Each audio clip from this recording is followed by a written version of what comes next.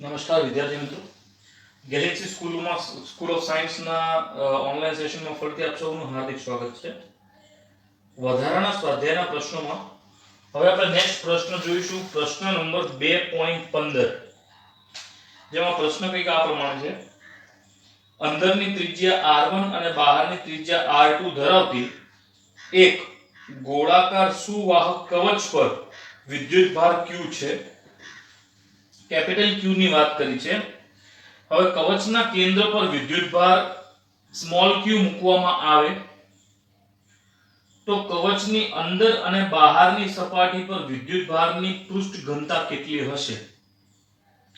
એટલે આપણા પાસે પહેલા તો એક પ્રકારના જે કવચ છે એની વાત કરી છે. તો માનો કે આપણા પાસે એક કવચ છે જે કંઈક આ પ્રકારે છે. આ છે આપણી પાસે કવચ, જેમાં આપણા પાસે કેપિટલ Q જેટલા વિદ્યુતભારની કંઈક વાત કરેલી છે. એટલે એમાં ચારે બાજુ માનો કે આટલો વિદ્યુતભાર છે. તો કવચના કેન્દ્ર પર +q વિદ્યુતભાર હોય, એટલે માનો કે કવચના કેન્દ્ર પર આ પ્રકારે વિદ્યુતભાર હોય જેની કંઈક વાત કરેલી છે, અને નજીક -q વિદ્યુતભાર પ્રેરિત થાય તો બહારની સપાટી પર +q વિદ્યુતભાર પ્રેરિત થાય. એટલે શું વાત કરી છે કે +q અહીંયા હોય તો અહીંયા કને જે વિદ્યુતભાર પ્રેરિત થાય એ માઈનસ પ્રેરિત થાય, અને બહાર જે છે એ કેટલા હોય? +q. એટલે આ પ્રકારની કંઈક વાત કરેલી છે. તો કવચના અંદર પર જે પણ આપણે વિદ્યુત વાત કરી છે, તો કવચની અંદરની સપાટી પર વિદ્યુત પૃષ્ઠ ઘનતા જે છે એ કેટલી થાય? એટલે સિગ્મા ઇનસાઇડ બરાબર q અપોન a. એટલે એક્ચ્યુઅલમાં જે q છે એ છે માઈનસ છે, અને એમાં આવે આપણા પાસે 4 પાઈ r1 સ્ક્વેર, બરોબર, અંદર માટે એટલે i. એટલે અહીંયા આપણે લખી દઈએ ઇનસાઇડ, અને હવે આપણે વાત કરીએ છીએ આઉટસાઇડ ની. તો સિગ્મા o બરાબર q અપોન a. એટલે અહીંયા કને વિદ્યુતભાર જે છે એ +q અને +q કેપિટલ Q, એટલે અહીંયા કને +q પણ હતા અને કેપિટલ Q પણ હતા, અને 4 પાઈ r2 સ્ક્વેર આટલી વાત થઈ, જ્યાં r1 અને r2 કવચની અંદરની અને બહારની ત્રિજ્યા તથા કવચના બહારની સપાટી પરનો વિદ્યુતભાર q છે અનુક્રમે. એટલે આ તો આપણને મળી કેટલી? વિદ્યુતભાર ઘનતા. કોની મળી? પ્રશ્ન નંબર a ની. હવે પ્રશ્ન નંબર b ની વાત કરીએ તો પ્રશ્ન નંબર b જે છે શું કહે છે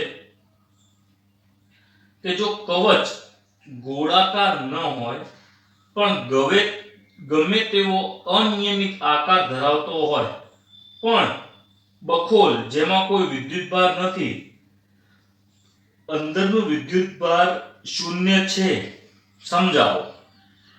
હવે એ સમજાવવાની વાત કરી છે કે આમાં કઈ રીતે આપણે એને એક્સપ્લેન કરી શકીએ.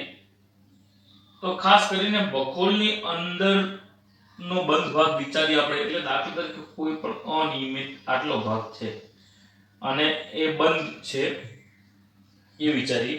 હવે આ બંધ ભાગ પર કોઈ પરીક્ષણ વિદ્યુતભારને લઈ જવા થતું કાર્ય શૂન્ય છે, કારણ કે અંદર વિદ્યુત ક્ષેત્ર શૂન્ય છે. આથી ગોળાકાર ન હોય અને ગમે તેવા અનિયમિત આકારનું છતાં પણ વિદ્યુત ક્ષેત્ર શૂન્ય છે. એટલે આનું બીજું પણ એક કારણ કહી શકાય કે દાખલા તરીકે માનો કે અહીંયા કને આપણા પાસે પ્લસ વિદ્યુતભાર છે. હવે ગૌસના આધારે આપણે વિચારી કે અહીંયા કને અંદર એના જ આધારે ગૌસિયન પૃષ્ઠ વિચારી અને એક બહાર ગૌસિયન પૃષ્ઠ વિચારી. હવે ગૌસના નિયમના આધારે જે આપણે ફ્લક્સ શોધીએ છીએ એ ફ્લક્સ શું આવે? q ઇનસાઇડ અપોન એપ્સિલોન 0 પર. q ઇનસાઇડ તો છે ને, ગૌસિયન પૃષ્ઠના આધારે જોવા જઈએ તો જે q છે એ ક્યાં છે? એની બહાર છે. તેના કારણે આ વસ્તુ થાય છે. બીજી એક વાત તમને કહી દઉં વિદ્યાર્થી મિત્રો, આજે થોડોક લાઇટના કાપ હોવાના કારણે તમને આમાં પ્રકાશમાં કંઈક થોડોક ફરક પડતો હશે, તો સોરી ફોર ઇનકન્વીનિયન્સ. નેક્સ્ટ આપણે પ્રશ્ન જોઈએ છે, ધેટ ઇઝ પ્રશ્ન નંબર 2.16 એનો પ્રશ્ન નંબર એ. શું કીધું છે કે દર્શાવો કે વિદ્યુત ક્ષેત્રના લંબ ઘટકનું વિદ્યુત ભારિત સપાટી એક બાજુથી બીજી બાજુ સુધી સતતપણું E2 E1 n that is sigma upon epsilon naught દ્વારા અપાય છે, જ્યાં n જે છે એ લંબની એકમ દિશા છે, સિગ્મા જે છે એ વિદ્યુત ભારની પૃષ્ઠ ઘનતા છે. આ રીતની વાત કરી છે અને આ પરથી દર્શાવો કે વિદ્યુત ક્ષેત્ર sigma n cap upon epsilon naught થાય. હવે માનો કે આપણા પાસે કોઈ પણ એક સમતલ છે, આ સમતલનું વિદ્યુત પૃષ્ઠ ઘનતા જે છે એ સિગ્મા થતું હોય તો એની નજીક જે વિદ્યુત ક્ષેત્ર જે થતું હોય that is E બરાબર સિગ્મા upon 2 epsilon naught થાય, કારણ કે સમતલ માટેનું ગૌસિયન પૃષ્ઠ ગૌસના નિયમના આધારે આપણા પાસે શું વિદ્યુત ક્ષેત્ર આવે છે એની કિંમત આપણને ખબર છે. દાખલા તરીકે માનો કે આ જે છે એને કઈ લઈએ આપણે n કેપ અને આ બાજુ જે છે એને લઈએ આપણે -n કેપ. આને લઈ લો સપાટી 1, આને લઈ લો સપાટી 2. તો એક બાજુથી બીજી બાજુનું વિદ્યુત ક્ષેત્ર ધેટ મીન્સ આપણે E2 ની વાત કરીએ તો E2 નું વિદ્યુત ક્ષેત્ર આપણને મળે છે sigma upon 2 epsilon naught n cap. અને એટલે આ છે 1 થી 2. હવે આપણે વાત કરીએ 2 થી 1 તો એમાં આપણા પાસે મળે છે E1 બરાબર sigma upon 2 epsilon naught n cap. હવે આપણે શોધવાનું શું છે E2 E1 which is sigma upon 2 epsilon naught minus sigma upon 2 epsilon naught that is 2 sigma upon 2 epsilon naught. 2 cancel એટલે આપણા પાસે sigma upon epsilon naught. આ કિંમત તો આવી. હવે જ્યાં સિગ્મા એ જે છે વિદ્યુતભારની પૃષ્ઠ ઘનતા છે એની દિશામાં છે, 1 થી b બાજુની તરફ આવે છે, એટલે આના આધારે આપણે જે આન્સર કહીએ એ આપણા પાસે આવે છે n કેપ. કારણ કે પરિણામી જે દિશા છે એ એક બાજુથી બીજી બાજુ સુધી એટલે આની દિશા આપણને મળે, બરોબર. આ હતો જવાબ. અને આમ જોવા જઈએ તો આનું ટોટલ જે છે એ 0 થતું હશે, કારણ કે બંનેની કિંમત સિગ્મા પણ એપ્સિલોન નોટ થતી હોય છે. એટલે તેથી વાહકની બહાર વિદ્યુત ક્ષેત્ર જે છે E બરાબર E2 બરાબર sigma upon epsilon naught n થાય, બરોબર. તો આ હતો આનો જવાબ, કારણ કે E1 ની કિંમત 0 થાય છે તો એના કારણે આપણે આ કિંમત મળી શકે છે. હવે આનો પ્રશ્ન નંબર b ની વાત કરી છે. શું વાત કરી છે પ્રશ્ન નંબર b માં? દર્શાવો કે વિદ્યુત ક્ષેત્ર જે છે એ સ્પર્શીય ટેન્જેન્ટલ ઘટકો, સ્પર્શીય એટલે ટેન્જેન્ટલ ઘટકો વિદ્યુત ભારિત સપાટીની એક બાજુ સુધી સતત હોય છે. માટે ગૌસના નિયમનો ઉપયોગ કરો. માટે સ્થિત વિદ્યુત ક્ષેત્ર વડે બંધ ગાળા પર કેટલું કાર્ય શૂન્ય છે તે પણ હકીકતનો ઉપયોગ કરો. એટલે આ અમુક વસ્તુ આપણને આ વાત કરી છે, જેમાં કઈ રીતે આપણે સિસ્ટમ એપ્લાય કરશું તે આપણે જોઈએ છે. તો ધારો કે અહીંયા આપણા પાસે જે પણ વાત કરી છે એના અનુસંધાનમાં વાત કરીએ તો ધારો કે x y એ ડાઇલેક્ટ્રિકની વિદ્યુત ભારિત સપાટી છે અને આ સપાટીની બંને બાજુઓ E1 અને E2 વિદ્યુત ક્ષેત્ર છે. એટલે માનો કે આપણા પાસે એક વિદ્યુત ક્ષેત્ર જે છે એ આ દિશામાં આવે છે E, આ દિશામાં E આવતું હોય તો એક આનું ઘટક બને આ બાજુ અને એક ઘટક બને આ બાજુ. એટલે અહીંયા કને થીટા બનતું હોય અને આને આપણે E1 ગણતા હોઈએ તો અહીંયા કને E1 બરાબર E1 cos થીટા આવું થાય. that is cos θ1, અહીંયા θ1 લઈ લઈએ, બરોબર છે. હવે જે ડાઇલેક્ટ્રિક ની વાત કરી XY એ ડાઇલેક્ટ્રિક વિદ્યુત ભારિત સપાટી છે એ સપાટી જોવી હોય તો એ સપાટી નું પણ આકૃતિ વિચારીએ તે પહેલા આપણે જોઈ લઈએ E2 તો E2 પણ માનો કે આ દિશામાં હોય એ જ રીતે અહીંયા આપણા પાસે આની કિંમત મળે that is E2 બરાબર E2 cos theta 2 બરોબર ને તો આ રીતની આપણને કિંમત મળી છે ઓપોઝિટ અપોન એડજેસન્ટ ના કારણે જોવા જઈએ તો અહીંયા કને આ થાય થીટા 2 આ જે છે પાછળની બાજુ આ જે છે એ કોણ એના આધારે આપણે કિંમત મૂકી શકીએ રાઈટ તો આ અહીંયા છે આપણા પાસે વેક્ટરમાં શું છે કે બંને ના આધારે આપણે પહેલા ડાઇલેક્ટ્રિક ની વાત કરીએ તો ડાઇલેક્ટ્રિક અહીંયા કંઈક છે આપણા પાસે અને આની લંબાઈ આપણે જે છે એ આ પ્રકારે વિચારી છે ગૌસિયન પૃષ્ઠ જે છે એ છે A B C અને D બરોબર જ્યારે આની લંબાઈ કંઈક છે L તો એક લંબચોરસ જે છે એ ABCD લૂપમાં વિચારી જેની લંબાઈ L છે અને પહોળાઈ અવગણી શકાય એટલે એની પહોળાઈ આપણે ન ગણીએ તો ચાલે રાઈટ તો આપણે શું કરીએ છીએ કે A B C અને D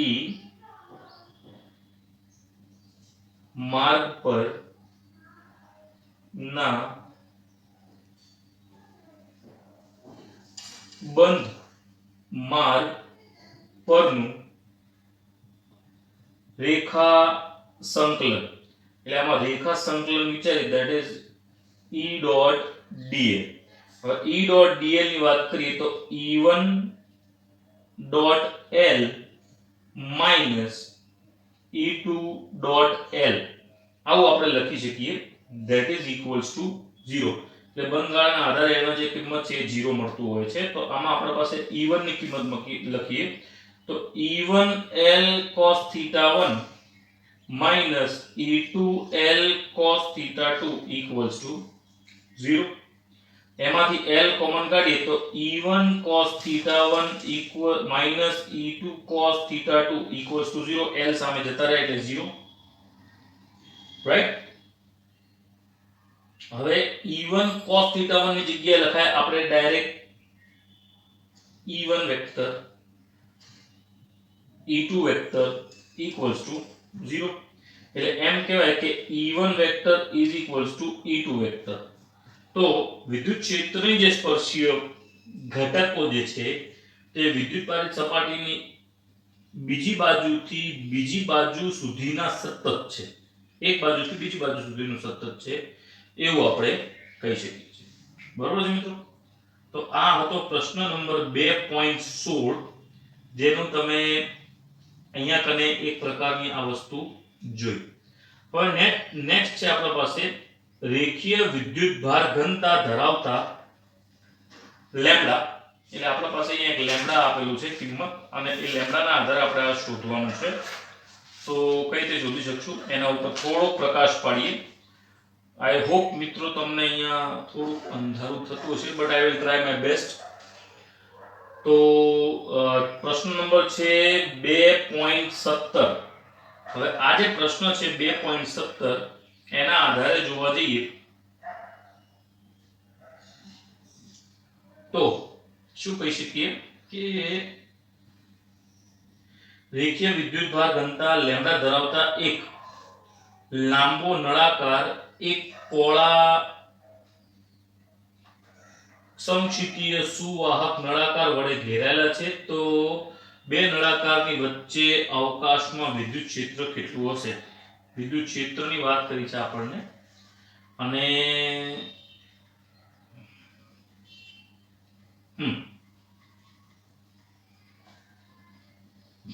આ પ્રકારની આપણા પાસે વાત કરી છે તો પહેલા તો આપણે એક પ્રકારનું નળાકાર વિચારી લઈએ ધીસ ઇઝ એન નળાકાર સોરી બરોબર એક નળાકાર છે આ જે પણ નળાકાર છે એની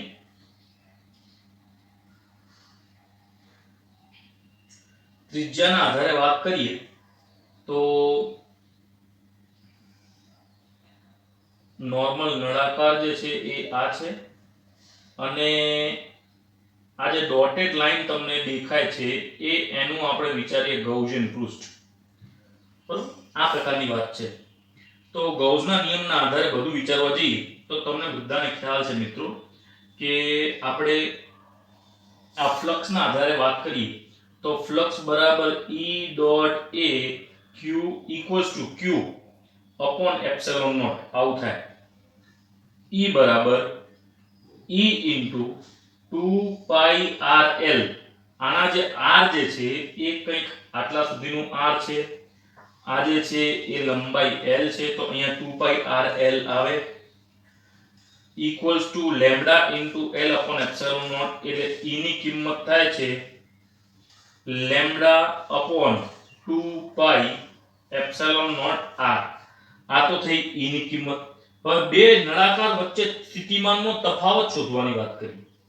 હવે બે નળાકાર વચ્ચે સ્થિતિમાનનો તફાવત શોધવો હોય તો એના માટે આપણે A અને B એ પ્રકારની કોઈ સિસ્ટમ વિચારવી પડે. એક બાજુનો ભાગ A લઈ લઈએ અને એક બાજુનો ભાગ B લઈ લઈએ તો વિદ્યુત સ્થિતિમાનનો તફાવતની વાત કરીએ તો શું થઈ શકે? તો V બરાબર minus sigma A to B that is E dot dr. હવે માઈનસ છે એને પ્લસ કરવું હોય તો વેક્ટર્સ ને બધું કાઢી દઈએ તો સિમ્પલ રીતે વિચાર કરી અને વિરુદ્ધ દિશામાં છે પાછું, તો એના આધારે E dot dr A થી B.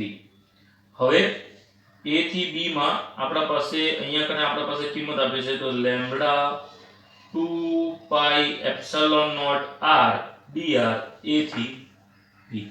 આના આધારે જે પણ કોમન છે કોમન કાઢીએ તો lambda epsilon naught integration A થી B 1 upon R dr. 1 upon R નું થાય છે lambda upon 2 pi epsilon naught, 1 upon R નું થાય છે ln R A થી B. V equals to lambda 2 pi epsilon not.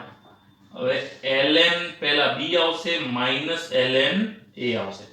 મિત્રો તમને એક વસ્તુ કહી દઉં ln ની, તો ln A minus ln B હોય તો એનો મતલબ થાય છે ln A by B, અને એવું હોય કે ln A plus ln B હોય તો એનો મતલબ એમ થાય છે કે ln A into B. અહીંયા આપણા પાસે B minus A છે તો આપણે અહીંયા શું લખી શકશું કે lambda 2 pi epsilon naught ln B by A. આ થયું આપણા પાસે વિદ્યુત સ્થિતિમાનનો તફાવત. હવે બીજું એક તમને વાત કરીએ કે દાખલા તરીકે આપણે વિદ્યુત ભારની વાત કરી કે વિદ્યુત ભાર કેટલું શોધવું છે, તો વિદ્યુત ભાર બરાબર L into લેમ્બડા. કેમ L into લેમ્બડા? નળાકાર પરનો વિદ્યુત ભાર કુલ L into લેમ્બડા થાય. હવે કેપેસિટન્સ ની વાત કરીએ, કેપેસિટન્સ ના આધારે વિદ્યુત ભાર શોધવો તો વિદ્યુત ભાર ભાગ્યા વોલ્ટેજ. અહીંયા વિદ્યુત ભારની કિંમત L into લેમ્બડા અને વોલ્ટેજ ની કિંમત lambda upon 2 pi epsilon naught ln B by A. આ લેમ્બડા લેમ્બડા કેન્સલ, તો આના આધારે આપણા પાસે C ની છેલ્લી કિંમત આવે છે 2 pi epsilon naught L upon ln B by A. તો આ થયું આનું કેપેસિટન્સ. એટલે આપણે આ નળાકારના આધારે વિદ્યુત ક્ષેત્ર શોધ્યું. વિદ્યુત ક્ષેત્ર એક્ઝેક્ટલી સેમ ટુ સેમ ગૌસના નિયમના આધારે શોધ્યું. પછી આ E ડોટ dr ના આધારે E ની કિંમત મૂકી, એના આધારે V ની કિંમત મળે છે. V ની કિંમત મળતા આપણે C બરાબર Q by V કરીએ તો આપણા પાસે આ કિંમત મળી આવે છે. બરોબર છે મિત્રો? તો આ હતું પ્રશ્ન નંબર 2.17. સોરી મિત્રો, આજે થોડીક લાઈટ હોવાના કારણે આપણે આ દાખલો આટલે જ પૂર્ણ કરીએ છીએ. Thank you so much. અસ્તુ.